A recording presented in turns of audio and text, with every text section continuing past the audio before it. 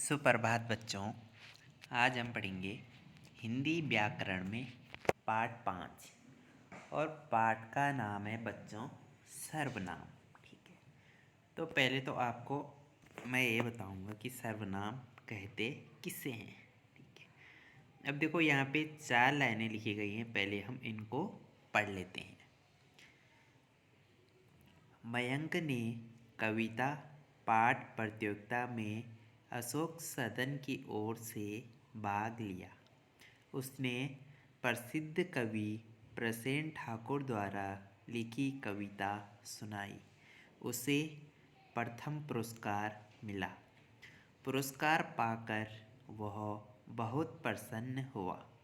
उसकी माताजी ने उसे कविता पाठ सिखाया था।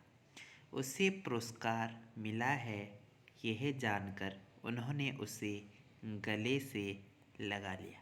ठीक है, अब देखो बच्चों यहाँ पे क्या हो रहा है।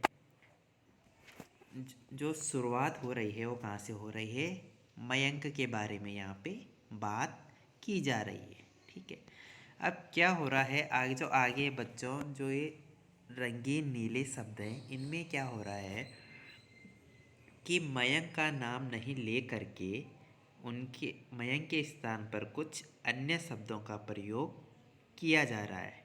ठीक है, तो जितने भी ये शब्द हैं नीले लिखे शब्द हैं, जैसे उसने, उसे, वह, उसकी, उसे, उन्होंने।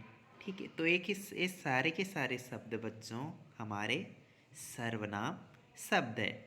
सर्वनाम शब्द उन्हें कहते हैं कि संज्ञा शब्दों के स्थान पर आने वाले शब्द। ठीक है, जो संज्ञा शब्द रहते हैं, संज्ञा शब्द आपको पता है क्या होते हैं कि जो किसी वस्तु का नाम रहता है, किसी वस्तु, प्राणी या स्थान का जो भी नाम रहता है, उनके स्थान पर हम जिन शब्दों का प्रयोग कर रहे हैं उन शब्दों को हम क्या कहते हैं? सर्वनाम शब्द कहते हैं।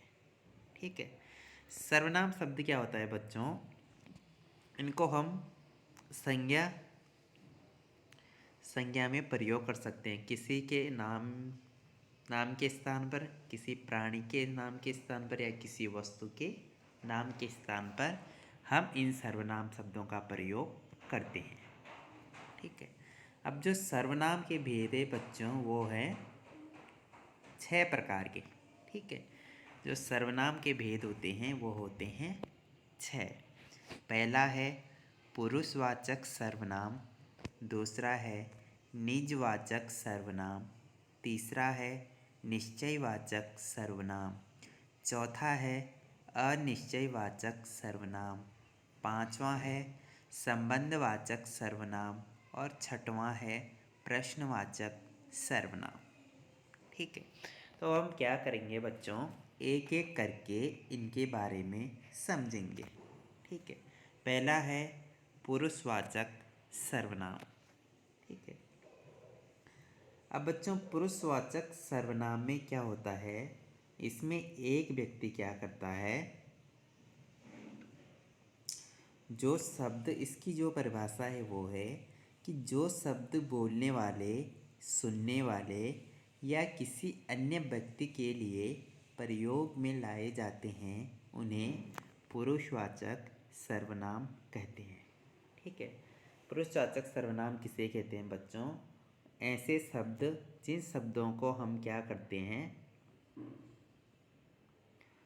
बोलने वाले के लिए या जो व्यक्ति बोल रहा है हम उसके लिए जिन शब्दों का प्रयोग करते हैं, या जो व्यक्ति हमारी बात सुन रहा है उसके लिए हम जिन शब्दों का प्रयोग करते हैं, या किसी और व्यक्ति के बारे में हम बातें कर रहे हैं उसके लिए हम जिन शब्दों का प्रयोग करते हैं उन्हें क्या कहते हैं? पुरुषवाचक सर्वनाम कहते हैं। ठीक है, इसमें क्या होता है कि जैसे मैं अगर बात कर रहा हूँ तो मैं अपने लिए जिन शब्दों का प्रयोग कर रहा हूँ या जो मेरी बात सुन रहा है उसके लिए मैं जिन शब्दों का प्रयोग कर रहा हूँ, जिन संज्ञा शब्दों का प्रयोग कर रहा हूँ उनके स्थान पर, ठीक है, या किसी अन्य तीसरे के बारे में अगर मैं उसके बारे में कह रहा हूँ तो उन शब्दों को हम क्या कहेंगे? वहाँ पे क्या होता है? पुरुषवाचक सर्वनाम होता है। अब देखो बच्चों, पुरुषवाचक सर्वनाम के भी ये भी 3 प्रकार के होते हैं। ठीक है, जो पुरुषवाचक सर्वनाम होता है इसके 3 भेद हैं। पहला है उत्तम पुरुष, दूसरा है मध्यम पुरुष और तीसरा है अन्य पुरुष। ठीक है, अब देखो बच्चों, पहला है उत्तम पुरुष। ठीक है, उत्तम पुरुष की बच्चों जो परिभाषा है वो है कि ऐसे सर्वनाम शब्द जो बोलने वाला अपने लिए प्रयुक्त करता है उन्हें उत्तम पुरुष कहते हैं। ठीक है, उत्तम पुरुष किसे कहते हैं बच्चों? जब हम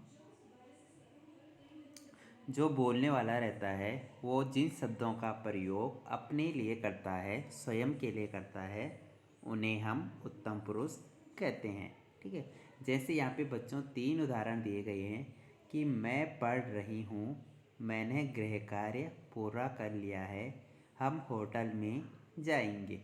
ठीक है, तो इन तीनों लाइनों में क्या हो रहा है कि वो जो कहने वाला है वो स्वयं अपने लिए ही कोई भी बात, कोई भी काम वो अपने लिए ही कह रहा है। ठीक है, अपने बारे में ही वो कह रहा है। तो जहाँ पे क्या होता है, अपने बारे में ही कोई बात कही जाती है, वहाँ पे क्या होता है बच्चों? उत्तम पुरुष होता है।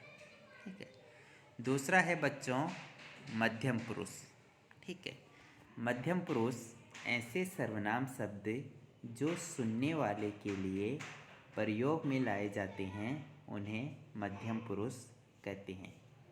मतलब इसका जो अर्थ है वो ये है कि जहाँ पे हम किसी दूसरे के बारे में बात करते हैं, किसी दूसरे मनुष्य के बारे में बातें करते हैं, या जो दूसरा वहाँ पे रहता है, दूसरा व्यक्ति वहाँ पे रहता है, उसके लिए हम जो शब्द प्रयोग करते हैं उन्हें क्या कहते हैं? मध्यम पुरुष कहते हैं। ठीक है, इसकी जो परिभाषा है वो ये है कि ऐसे सर्वनाम शब्द जो सुनने वाले के लिए प्रयोग में लाए जाते हैं उन्हें मध्यम पुरुष कहते हैं। ठीक है, जो दूसरा व्यक्ति रहता है या जो हमारी बात को सुन रहा है, ठीक है, उसके लिए हम जिन शब्दों का प्रयोग करते हैं उन्हें मध्यम पुरुष कहते हैं।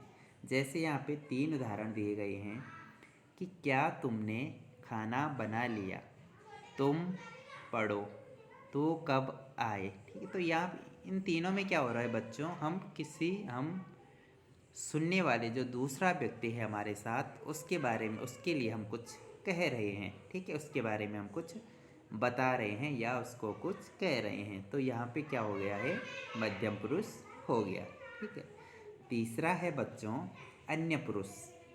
ठीक है, अन्य पुरुष की जो परिभाषा है वो है कि ऐसे सर्वनाम शब्द जो बोलने वाला या सुनने वाला किसी अन्य व्यक्ति के लिए प्रयोग में लाता है उन्हें अन्य पुरुष कहते हैं। ठीक है, अन्य पुरुष में क्या होता है बच्चों?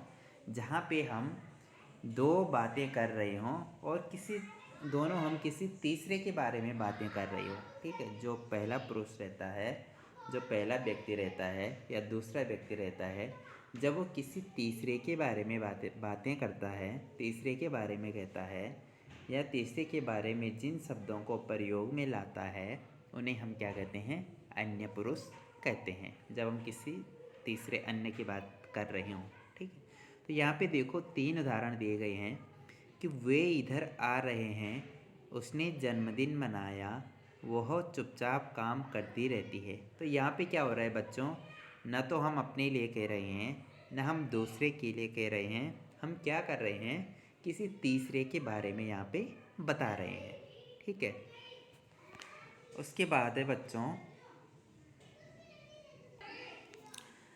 देखो बच्चों, अब सर्वनाम का जो दूसरा भेद है वो है निजवाचक सर्वनाम। ठीक है, इसकी जो परिभाषा है वो है कि जो सर्वनाम उत्तम, मध्यम या अन्य पुरुष के स्वयं अपने का ज्ञान कराए उसे निजवाचक सर्वनाम कहते हैं।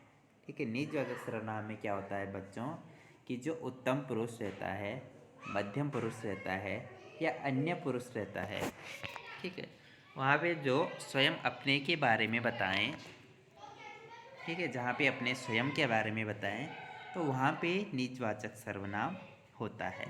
जैसे यहाँ पे 3 उदाहरण दिए गए हैं कि मैं अपना काम करूँगा, ठीक है। दूसरा है तुम अपना काम करो। तीसरा है वह अपना काम कर रहा है। तो यहाँ पे क्या हो रहा है बच्चों, उत्तम पुरुष भी है, मध्यम पुरुष भी है और अन्य पुरुष भी है। यहाँ पे हमें तीनों के बारे में पता लग रहा है, ठीक है। तो यहाँ पे क्या है, निजवाचक सर्वनाम है। तीसरा भेद है बच्चों सर्वनाम का निश्चयवाचक सर्वनाम, ठीक है। इसकी जो परिभाषा है वो है कि ऐसे सर्वनाम शब्द जो किसी निश्चित व्यक्ति या वस्तु के लिए प्रयोग में लाए जाते हैं उन्हें निश्चयवाचक सर्वनाम कहते हैं, ठीक है। निश्चयवाचक सर्वनाम में क्या होता है बच्चों कि ऐसे सर्वनाम शब्द जो क्या करते हैं किसी निश्चित वस्तु या व्यक्ति के बारे या व्यक्ति के लिए प्रयोग में लाए जाते हैं, ठीक है। जैसे आप लोग यहाँ पे उदाहरण देखिए कि इसने पुस्तक पढ़ ली, यह फ्रॉक सुंदर है, उसे इधर लाओ, ठीक है। तो तीनों उदाहरणों में क्या हो रहा है बच्चों, किसी निश्चय के बारे में बात हो रही है कि इसने पुस्तक पढ़ ली है। यह बात भी क्या है, एक निश्चित है कि उसने एक पुस्तक पढ़ ली है, ठीक है। निश्चय के बारे में बात हो रही है। दूसरा है यहाँ पे कि यह फ्रॉक सुंदर है, तो यहाँ पे फ्रॉक के बारे में बात हो रही है और फ्रॉक कैसी है, बहुत सुंदर है। ये भी एक निश्चय है कि फ्रॉक क्या है, बहुत सुंदर है। उसके बाद है बच्चों कि उसे इधर लाओ, ये भी क्या है, एक निश्चय है कि उसको क्या करना है, इधर लाना है, ठीक है। उसके बाद चौथा है बच्चों, चौथा भेद और निश्चयवाचक सर्वनाम, ठीक है। अनिश्चयवाचक सर्वनाम, अब इसकी जो परिभाषा है बच्चों वो ये है कि ऐसे सर्वनाम शब्द जिनसे किसी अनिश्चित व्यक्ति या वस्तु के विषय में पता चलता है उन्हें अनिश्चयवाचक सर्वनाम कहते हैं, ठीक है। अनिश्चयवाचक सर्वनाम किसे कहते हैं बच्चों, जिन शब्दों से हमें किसी भी चीज़ के निश्चित होने का पता नहीं चलता है, ठीक है। जैसे यहाँ पे उदाहरण में ही देखो आप कि कोई सैर कर रहा है, दूध में कुछ गिर गया है, किसी ने धक्का दिया। तो इन तीनों वाक्यों में बच्चों जो कोई शब्द है, कुछ शब्द है और किसी शब्द, एक क्या, इस शब्द में क्या है, किसी भी चीज़ के निश्चित के बारे में नहीं बता रहे हैं, ठीक है। मतलब कुछ, कोई का मतलब कोई भी हो सकता है, हमें कोई ये पता नहीं लग रहा है कि हाँ ये पक्की बात है, ठीक है, ये मतलब सही है। उसके बाद है बच्चों पांचवा भेद है सर्वनाम का संबंधवाचक सर्वनाम, ठीक है। इसकी जो परिभाषा है बच्चों वो ये है कि ऐसे सर्वनाम शब्द जिनसे वाक्य के दूसरे सर्वनाम शब्दों का संबंध स्थापित किया जाए उन्हें संबंधवाचक सर्वनाम कहते हैं, ठीक है। संबंधवाचक सर्वनाम किसे कहते हैं बच्चों, जहाँ पे एक सर्वनाम शब्द का दूसरे सर्वनाम शब्द के साथ क्या हो, संबंध हो, ठीक है। जैसे यहाँ पे 3 उदाहरण दिए गए हैं कि जो रो रहा है वह किसका बेटा है, जो पढ़ेगा सो फल पाएगा, जिसकी लाठी उसकी भैंस, ठीक है। तो इन वाक्यों में क्या हो रहा है बच्चों, एक वाक्य में दो दो सर्वनाम शब्द हैं और दोनों सर्वनाम शब्दों का क्या है, वाक्य में एक दूसरे से संबंध है, ठीक है। तो जहाँ पे भी ऐसे शब्द होते हैं वहाँ पे क्या होते हैं, संबंधवाचक सर्वनाम शब्द होते हैं। उसके बाद छठवां भेद है बच्चों प्रश्नवाचक सर्वनाम, ठीक है। इसकी जो परिभाषा है वो ये है कि ऐसे सर्वनाम शब्द जो प्रश्न पूछने के काम आते हैं उन्हें प्रश्नवाचक सर्वनाम कहते हैं, ठीक है। यहाँ पे गलती से आम हो गया है, यहाँ पे क्या आएगा, काम आएगा, ठीक है। तो बच्चों ऐसे सर्वनाम शब्द जिनसे हम क्या करते हैं, किसी से कोई प्रश्न पूछते हैं या हम एक दूसरे से कोई प्रश्न पूछते हैं, तो ऐसे सर्वनाम शब्दों को हम क्या कहते हैं, प्रश्नवाचक सर्वनाम शब्द कहते हैं।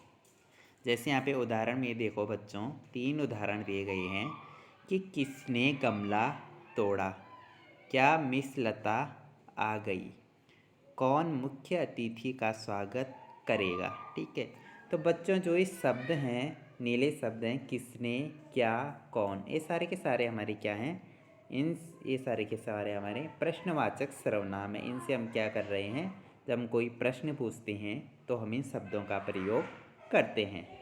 ठीक है, तो इस प्रकार से हमारा ये पाठ जो सर्वनाम था वो यहाँ पे समाप्त हो जाता है।